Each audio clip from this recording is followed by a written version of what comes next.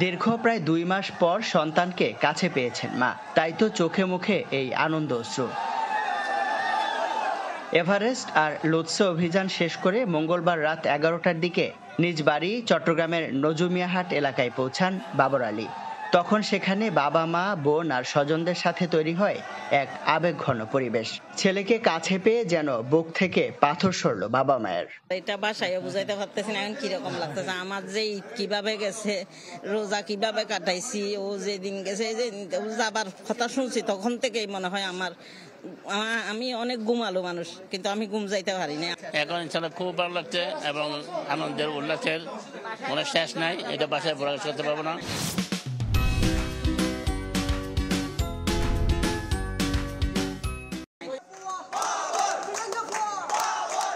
এর আগে রাত 9:30টার দিকে চট্টগ্রাম শাহ আমানত আন্তর্জাতিক বিমানবন্দরে এসে পৌঁছান বাবর। সেখানে তাকে ফুলেল ভালোবাসায় সিক্ত করেন তার ক্লাবের সদস্য সহ বন্ধু শুভানুধ্যায়ীরা। এ সময় এভারেস্ট জয়ের অনন্য সব অনুভূতির কথা জানান বাবর। এভারেস্টের ক্ষেত্রে সবাই হয়তো অনেক সুগার কোট করে বলে যে অনেক কঠিন। এভারেস্ট থেকে নামার সময় তুষার ঝড়ের পড়াটা সবচেয়ে চ্যালেঞ্জিং ছিল, কিন্তু সেটা তো আর আমার হাত নাই, কিছু জিনিস আছে আনকন্ট্রোলেবল। আমি একটা দিন কাটিয়েছি অক্সিজেন ছাড়া 7,900 মিটার, আমি 8,000 মিটার বলবো না ডেফিনেটলি। এভারেস্টের চূড়ায় আমি 1 ঘন্টা 10 মিনিট ছিলাম অক্সিজেন ছাড়া।